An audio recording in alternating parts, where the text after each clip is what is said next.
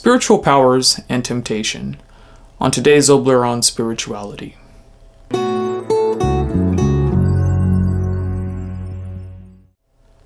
Greetings everyone, I am Obleron, Lord of the Underworld and consort to the most lovely Hecate.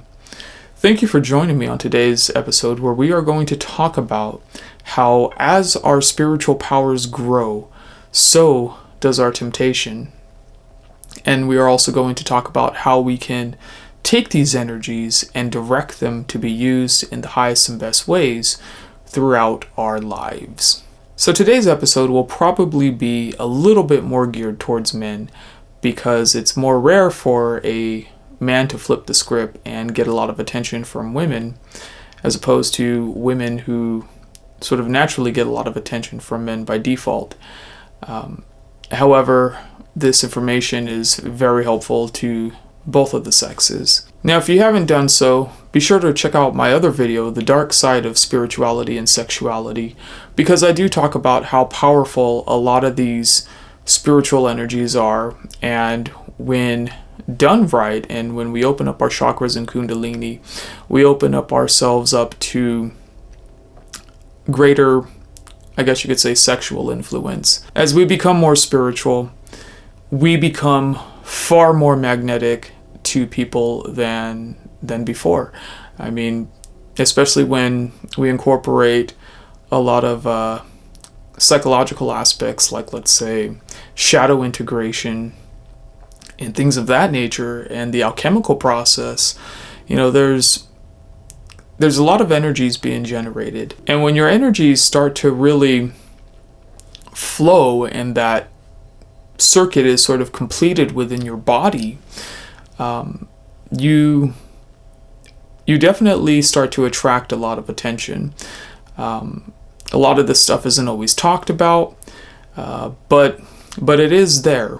And I think one of the greatest mistakes we make is assuming that, just because something is spiritual and we are reaching for the divine, it doesn't mean that it's also not going to be sexual in nature too. As we do reach for our divinity more, we do find that the earth pulls us back as well. That's why let's say in Wicca or in witchcraft we have the symbol of the Baphomet, which is essentially half divinity, half beast. And the more we amplify one, especially the divinity side, the more we have a tendency to amplify the other side, which is the beast side. And it's perfectly natural for these energies to happen, and it's perfectly according to the divine blueprint, I guess you could say, for people to experience these types of things. What isn't natural is, to have this information be hidden and to be obscured and to, go through experiences where we may not be understanding what is happening to us. So if we were to look at, let's say, the alchemical process of when we become more spiritual, from my personal experience, the magnetism started happening not in the Negredo period, but in the Albedo period. My Negredo period was, pretty much me wanting to jump into a canal to end it all. But my Albedo process was when the goddess Hecate came into my life, and also when I had started to fully integrate my shadow. If I remember correctly, I think Carl Jung actually warns about the Albedo process as sort of being a false sense of enlightenment, because we do start to experience a lot of things which may seem like enlightenment, or which may gives us powers that we did not have before. I noticed that at the beginning of 2025, when I became consciously aware of Hecate in my life, who is not only an anima to me, but she is also divine consort to my higher self, I noticed that I had started to get a lot of attention from women. And I remember, that this was when this was before my ex and I separated. We would be walking our dog down the sidewalk, and all of a sudden, a lot of women would be turning their heads. We would go out to a restaurant, and there was this one time when this one waitress, she couldn't even look me in the eyes, and she was fumbling her order left and right. There was another time, it was one of the last gigs that I had played with my ex, that at the end of the gig, this woman went up to her and was basically, talking to her about how much she wanted me. And this was, and she didn't even know that we were married. And of course, this is when I still wore my wedding band, and many times in the past when we had played gigs, everyone knew that we were married. So with that albedo process, with Hecate coming into my life, with that shadow integration, the energy had completely changed. And, my ex was getting really upset with me, asking me what kind of energy was I putting out there, all that kind of stuff. And I said, I'm not putting anything out there. I'm just being me and just living life. And I had asked the goddess what was happening, and she said, "You've made love to a goddess, and your energy is marked, and everyone knows it on some level." And I was thinking, great, that's just what else I need too. So if you don't know that story, check out I Left My Wife for a Goddess. I explained it a lot more there. So anyways, I'm getting this insane amount of attention. A lot of times it's not the attention I want to get, but it's there. As a musician, I know what it's like to go on stage, and I know what it's like to, have a lot of people adore you and whatnot and all that kind of stuff. And I found that as I've been going through the albedo process, it's like you never step off stage. It's like you're always emitting that energy. And so, when you're constantly emitting that type of energy, whether you want to or not, it attracts a lot of attention. And so it also changes a lot of how you view life. So every woman knows how to position her body or angle her head or, look at you and smile, and they know how to lure you in. And when you get a lot of attention from women like that, and it's just when you're going grocery shopping or whatever, well, life starts to look a lot different.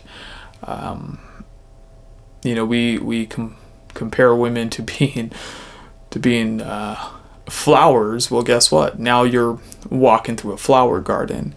And so that's when a lot of the temptation starts to kick in. And so that's when you learn that, temptation is not some abstract demon whispering in your ear. It's not some dark manipulative force or anything like that. The true temptation, when you really come into your spiritual power, is the temptation of your own lust. It's the temptation of your sexuality. It's a temptation, for most of us, of the opposite sex. And of course, when men get that type of attention from women, it can definitely put someone on a detour, or, in other cases, break up a marriage. So pretty much what we have is 3 options available to us. One would be celibacy.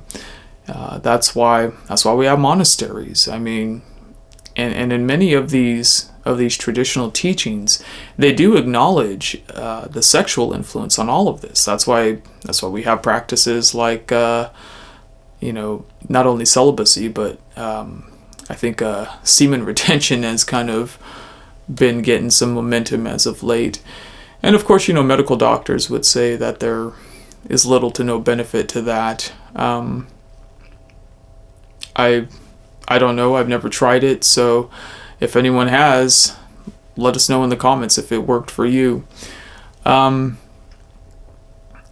path would be to just pretty much use those spiritual powers to hook up with whoever you wanted. I mean, it's not just the attraction, but it's also the power of influence that you have over people as well. You'll find that people are willing to engage in more risky behaviors when they are not only sexually attracted, but also they find themselves spiritually drawn to you as well. A lot of people, they don't know exactly how to interpret that spiritual attraction, and so it gets interpreted as sexual attraction. So it kind of like puts it into overdrive. I mean, I was recently talking to this woman whom I thought she was single because she presented herself as being single, and when I was ready to ask her out, I found out she was actually married. Of course, that didn't stop her from pursuing me, but that's not the type of relationship that I want to get involved in. So that had to be broken off. But yeah, like I said, a lot of times when you do harness those spiritual powers, they have this sort of profound effect on the people around you. And those types of things can easily lead people down a path of promiscuity, because there's a lot of power involved in it. And it's really, if you start to abuse those types of powers, well, you're not really going to have that spiritual power anymore because you abused it. So I find that there's a bit of a catch-22 to it.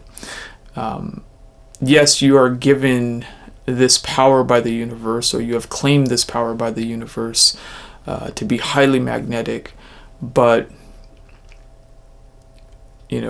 to use it to seduce people is probably one of the more base forms of using that energy. Really, I think, for something like this, it should probably go to something like Buddhism, which is the middle way. Maybe not necessarily celibacy unless you're into that type of thing, and not necessarily, being overly promiscuous unless you're into that sort of thing. But when you find that, I find that when you have a tendency to chase people too much, that, especially as a man, if you're chasing women all the time, you're not really building towards your legacy. And you have to ask yourself, well, what do you really want from life? A lot of men who do chase women too much, they end up broken alone, because they spent all their money on women, and they've never really built something for themselves. So, like I said, the middle way would probably be the best way for something like that. For those who don't necessarily want to be celibate, and they're not necessarily players, serial monogamy or even marriage is still a good option. Even though a lot of people have kind of been looking down upon marriage in recent years, mostly because of how our legal system treats it, it still is a good institution when you actually want to build something with someone. And as long as both people are on board with what marriage means to them, and they have at least similar values in that, then yeah, why not still attempt it? And this is coming from someone who's getting divorced. So, but again, there still is something within human beings that still want to bear bond. So there has to be something to it. So again, thank you for joining me on today's episode. If you've resonate with what was said today, then let us all know by liking and subscribing, or perhaps leaving a comment and letting us all know how you've resonated with today's episode. Thanks again, and love and light and wisdom and shadow. And now we shall close with a chant of Obleron. Amde sote, amde Obleron, amde sote, amde Obleron.